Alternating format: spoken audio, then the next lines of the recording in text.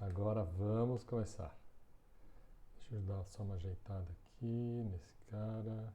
Muito bom. Muito bom, muito bom. Mais uma ajeitadinha aqui. Salve, salve, galera. Sejam muito bem-vindos. Sejam muito bem-vindas a mais uma maratona, mais uma live da nossa maratona TCC Corujão. Aqui nós discutimos as principais estratégias para você chegar no período curto de 21 dias na preparação do seu TCC.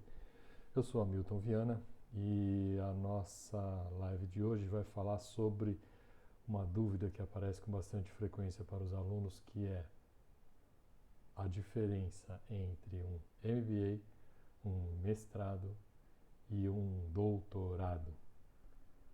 Poxa, Milton, e por que você está falando disso? Estou acabando minha graduação e você já vem falar disso? Bom, primeiro que eu acredito fortemente que a gente precisa pensar já nas próximas etapas para poder ter forças, né, para passar pela etapa que a gente tá atravessando.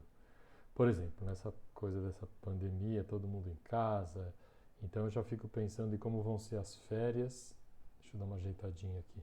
Como vão ser as férias, como vai ser o Natal, que vai ser tá divertido, todo mundo em casa, todo mundo numa casa só, podendo se encontrar, as pessoas da família, né? Então é isso que eu tenho pensado. E você tem que fazer a mesma coisa para o caso do seu doutorado, a hora que você acabar a sua graduação, né? O que eu vou fazer? Eu vou continuar a estudar.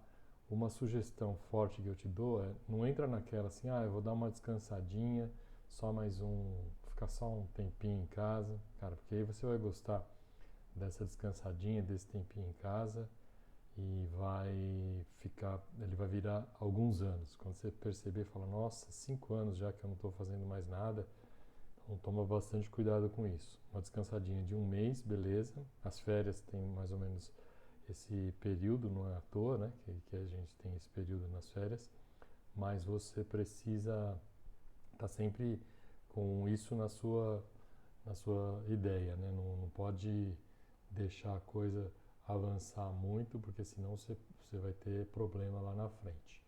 Vai ficar muito tempo aí paradão e não é legal isso. Pois bem, então vamos começar falando do MBA. O que é essa sigla, né? MBA. Então, MBA é uma sigla que acabou sendo meio que generalizada, né? É o Master in Business Administration. Então, seria um mestrado em administração de negócios, tá? E aí acabou virando MBA para finanças, MBA para RH, MBA, tudo. Qualquer curso que você faça de pós-graduação, lato sensu, vai receber esse nome de MBA, porque também é mais bonito e dá para cobrar mais por ele, né? Se fosse só um lato sensu, nem sei o que é lato sensu, né? O que é isso? Então, assim, pessoal, os cursos de... Primeiro tem uma bifurcação, né, em cursos de lato sensu e em cursos de stricto sensu. O stricto sensu, como o nome já sugere, ele é bem focado, né? Ele tem um tema específico e você precisa depois escrever um trabalho que é a sua dissertação, que é a sua tese, sobre aquele tema em particular que você pesquisou. Você não pesquisa só aquele. Esses cursos eles são mais pesadões, porque eles dão uma baita de uma base e você ainda tem que fazer com aquela base que foi dada, você tem que se aprofundar mais. Mas depois a gente vai entrar no stricto sensu. Vamos falar agora do lato sensu. Você tem os cursos que são chamados de qualquer curso que você faça, né, qualquer curso regular que você faça depois da graduação, como o nome já sugere, já é uma pós-graduação, tá certo? E deixa eu dar uma ajeitadinha aqui nesse carinha, que ele tá meio esquisitão.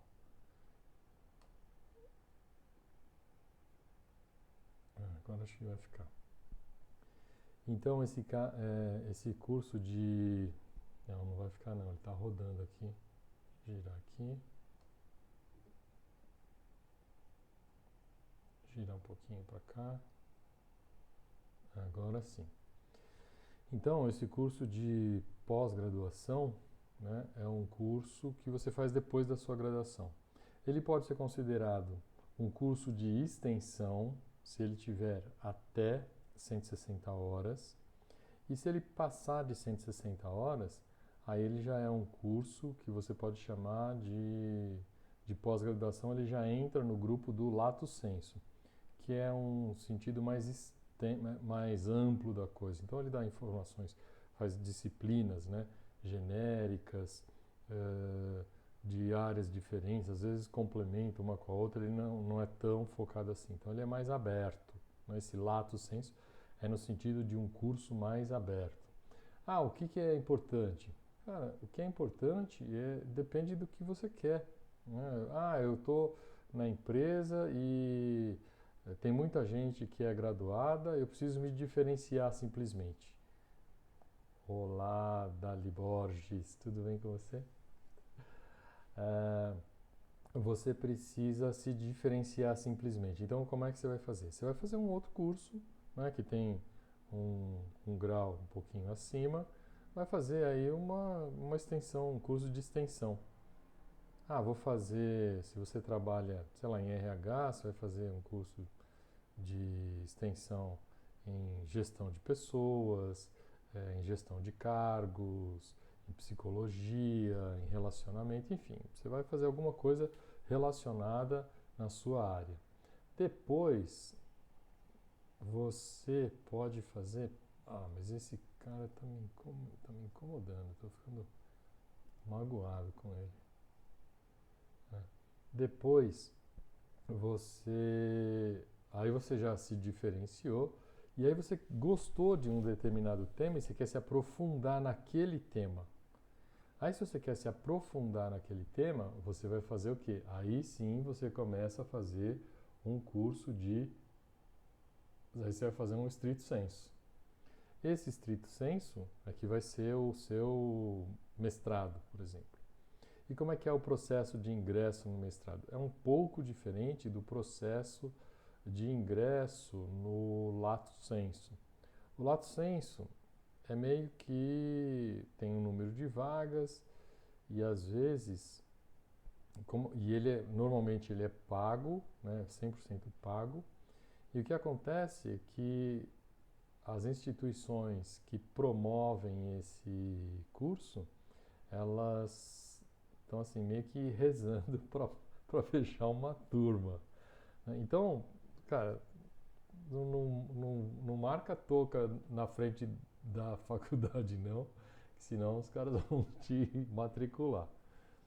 Estou brincando um pouco, mas não é tão brincadeira assim não, viu? A coisa é meio séria. Então você precisa ter essa noção de que você pode ser laçado, né, para fazer esse curso aí até mesmo sem você querer. E depois que você fez isso, né, você fez lá o seu lato sensu.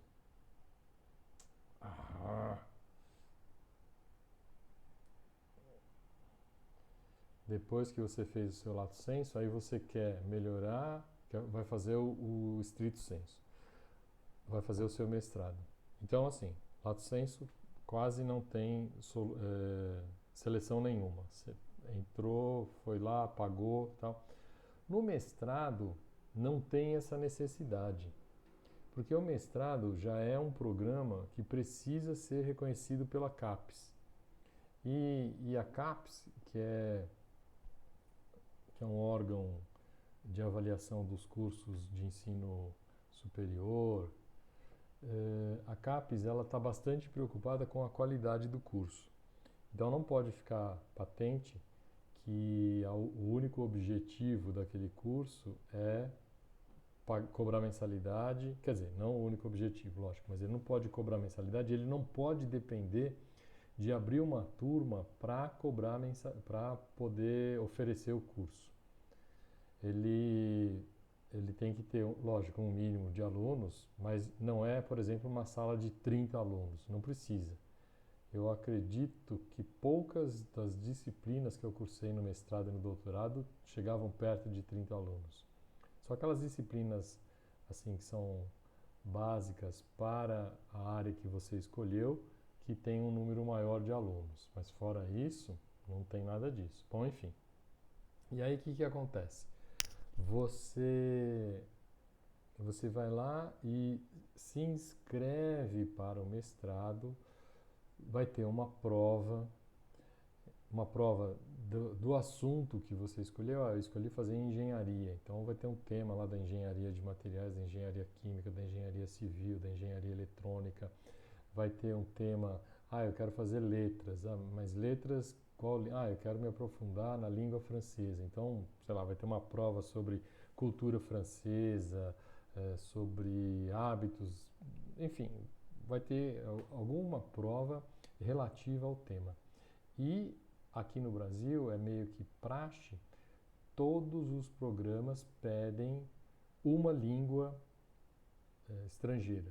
E essa língua estrangeira é o inglês. E por que pede isso? Porque quando você está fazendo as suas pesquisas, muito do material está em inglês. Mas você acabou de falar aí que eu quero fazer na língua francesa. Cara, mas tem muita coisa também publicado sobre a França na língua inglesa. E aí, se o seu caso particular é que você quer estudar algum aspecto da língua francesa, se você tem essa vontade, provavelmente você já sabe falar francês, você já tem algum trânsito, né? algum aprendizado, alguma habilidade em falar a língua francesa. E aí você não vai ter problema, mas o exame é em inglês, tá? E aí, bom, você faz lá o seu exame.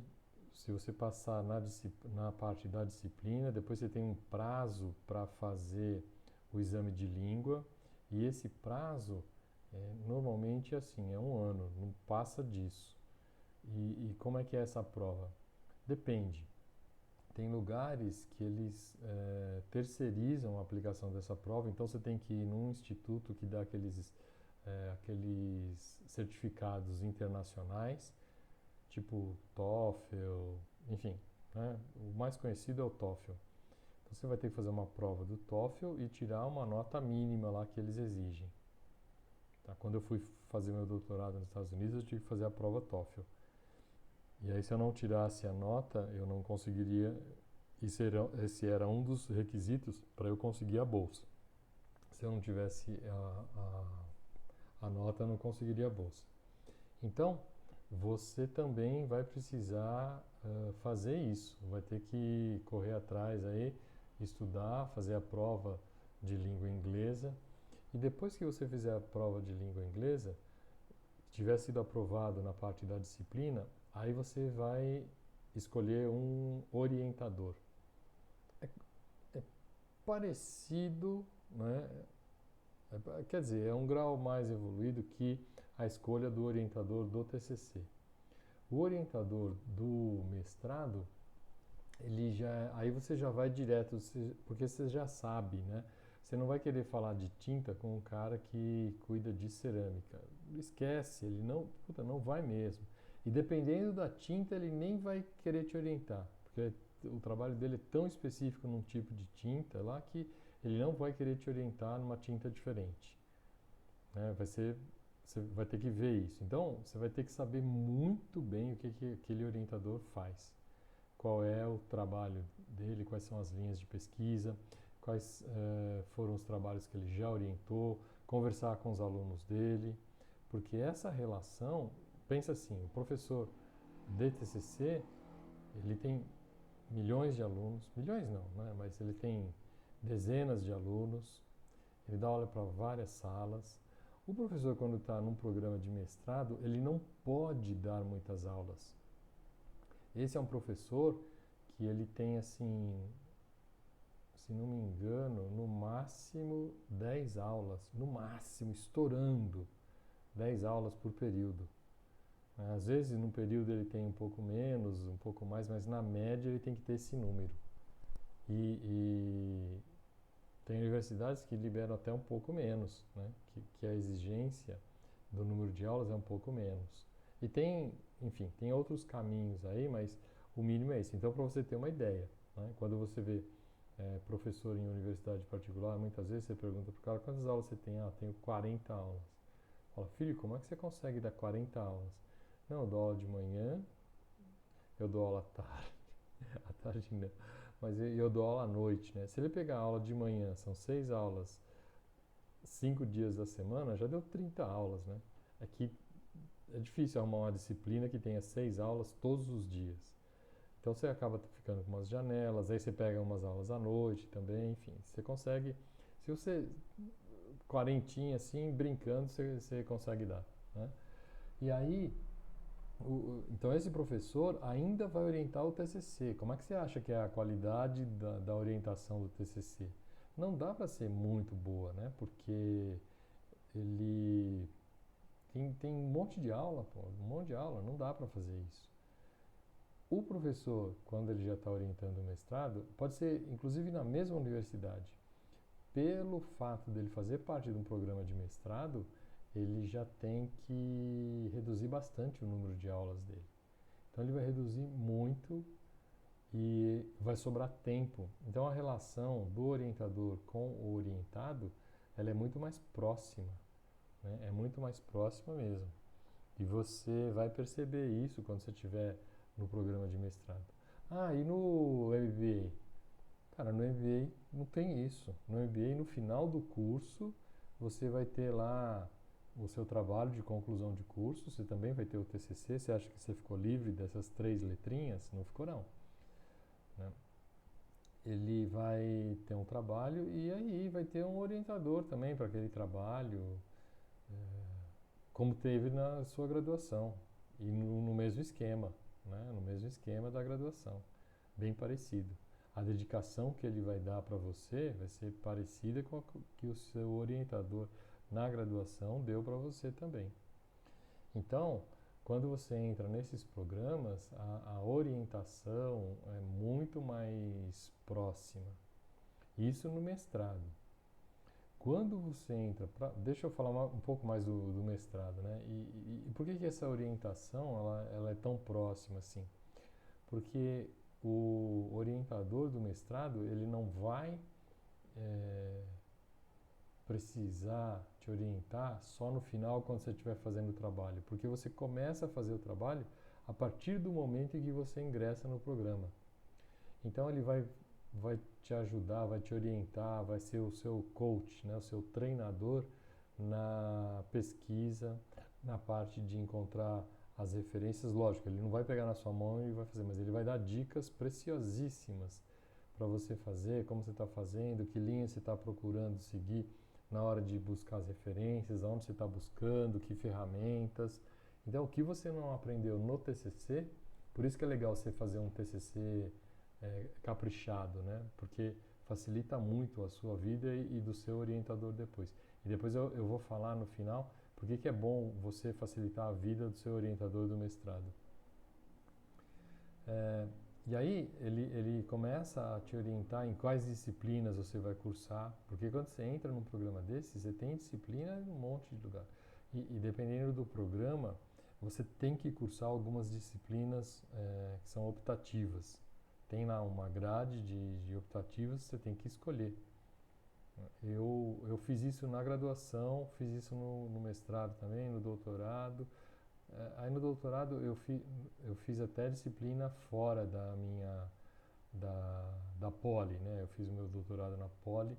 Eu fiz disciplina até fora da Poli, eu fiz em outro instituto, mas era um assunto que estava relacionado com o meu. E foi a minha orientadora que ficou sabendo dessa disciplina e meio que falou, olha, seria legal você fazer. E aí quando a sua orientadora fala para você que, olha, seria legal você fazer, você corre e se inscreve naquela disciplina. Você não é nem louco de, por que seria legal? Vai e faz, cara. Vai e faz. Mas enfim, né? Então ela começa a te orientar desde o início. desde das disciplinas que você escolhe, de como você começa a escrever o seu trabalho, e aí a coisa vai aprofundando, mais ou menos na metade do tempo. Se você for uma pessoa dedicada, que está fazendo, dedicada que eu falo assim, né, que está fazendo só o mestrado, eventualmente tem uma ou outra aula aqui, que você não está trabalhando na indústria o tempo todo e deixa só a parte do final da tarde, ou de vez em quando eu consigo escapar na semana uma vez por 3 horas para cursar uma disciplina. Essa é uma dedicação part-time. Se for uma dedicação full-time, aí você vai perceber que em um ano dá para você concluir todas as disciplinas, né? E se você conclui as disciplinas em um ano, você tem mais um ano para fazer, para acelerar e arrepiar e finalizar a parte prática. Quando eu falo parte prática, eu estou falando de escrever uma parte, fazer uma parte de laboratório, pegar todos os dados, depois digerir esses dados e acabar de escrever, né?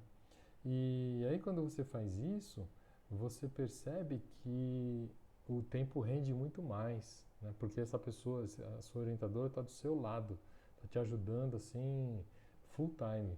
E você está full time também na universidade, tem a turma, o grupo de pesquisa. Putz, é muito legal mesmo, né?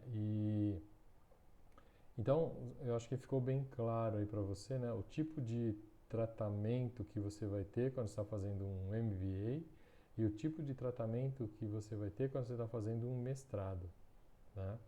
Eh, então, no MBA, provavelmente você vai pagar uma mensalidade e uma, uma bica, né? Se prepara, né? Se prepara. É quase o valor de uma mensalidade, só que você vai 2 vezes por semana. Então você vê aí, né? Você multiplicou por 2 vezes e meio o valor que você pagaria. Em alguns lugares é até mais caro. E aí você tem a orientação, que é no final do curso, né? No caso do MBA, e no mestrado, a partir do momento que você é aprovado, que você ingressa. A dedicação é muito maior, os recursos que você tem no mestrado são muito maiores na sua disposição, porque para poder oferecer aquele curso, as exigências da CAPES são grandes em termos de recurso de laboratório, de equipamento, de biblioteca, de acesso à biblioteca, de acesso a recursos de informática. Tudo isso conta para a CAPES poder aprovar um curso e depois que o curso fez a primeira turma, ele começa a avaliar e dar nota para o curso. Então, quando vocês encontrarem um curso que é nota 2, nota 3, não é legal. Legal é daí para cima, né? Porque aí ele foi bem avaliado, os alunos fizeram trabalhos de qualidade, não foi só para cumprir tabela, tá? E depois eu quero falar um pouco agora do doutorado. Doutorado, gente, é o que de fato dá o título de doutor. Poxa, mas o meu amigo é advogado e ele faz questão de ser chamado de doutor.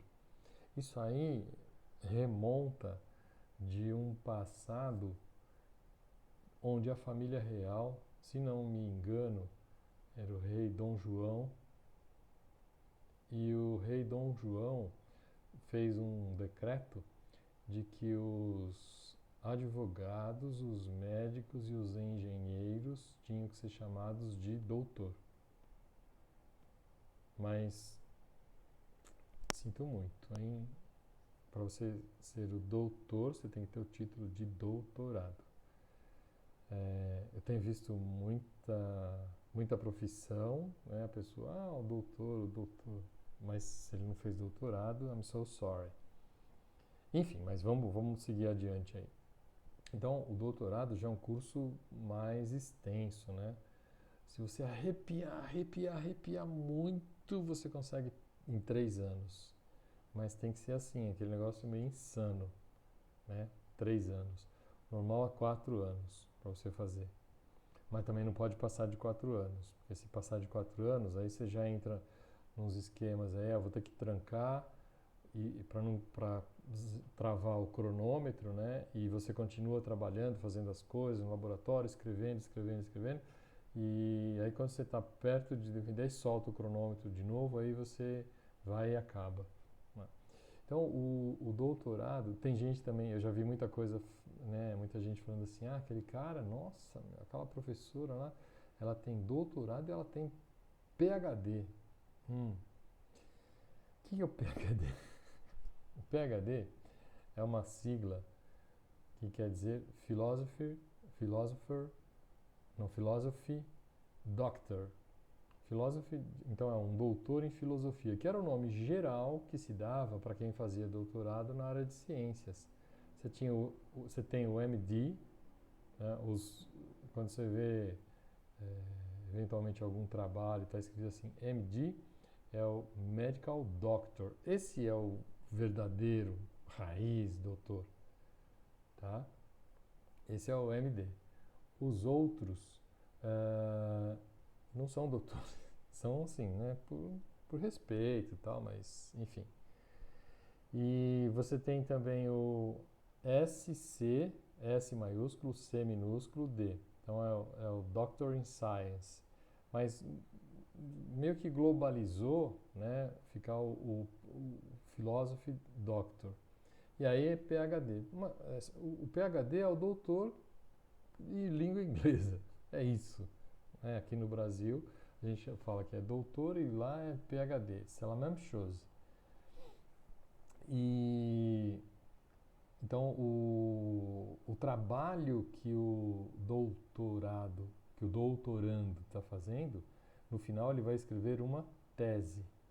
Então tese sempre é de doutorado e a dissertação sempre é de mestrado. A dissertação você não defende, você apresenta a dissertação.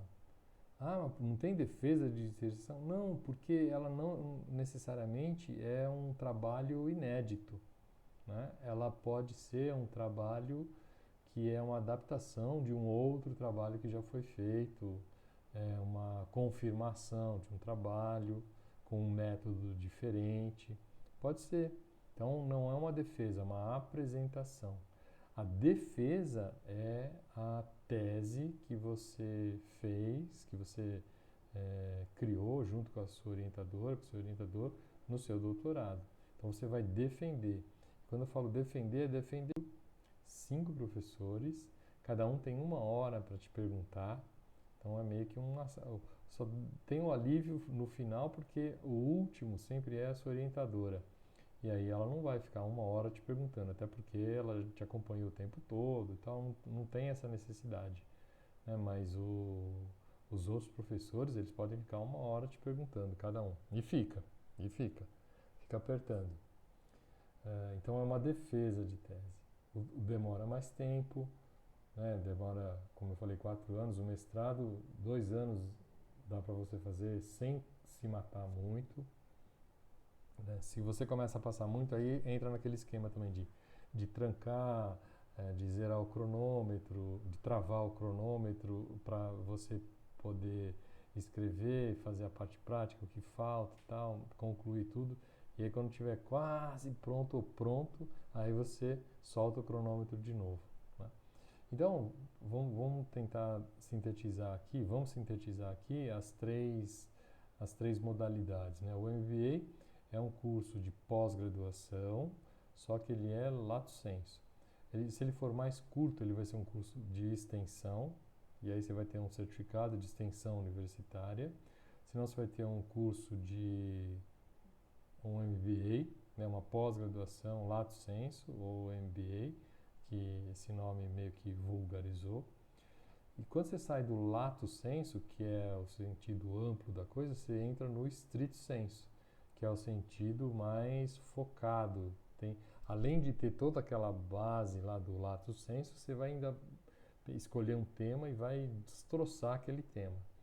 Você pode fazer isso no mestrado ou você pode fazer isso no doutorado, né? Os dois são consideradas etapas de pós-graduação, mas elas são stricto sensu. E tem uma outra coisa também que acontece bastante, né? Eu também ouço muito comentário, mas tem uma coisa meio erradinha aí. Ah, aquele cara lá, é, ele tem mestrado, ele tem doutorado, ele tem pós-doc. Ó, o pós-doc, o que é pós-doc? Como o nome já sugere, é alguma coisa que você fez depois do seu doutorado. Fala, pô, o cara fez o doutorado e ainda foi fazer mais algum. Tem algum diploma depois? Então, não tem. Né? Quer dizer, tem. Tem, que é o de livre docente, mas aí é outra história. Aí é outro nível. Aí é outro nível. Né? O que é o pós-doc? O pós-doc é um estágio de pós-doc. Você tem um certificado depois, mas não é um diploma, não é um título, é um estágio. Não é na mesma intensidade, mas é como se tivesse um, um certificado do TOEFL, de língua inglesa, tá? É mais ou menos assim. E aí, você tem... como é que funciona isso?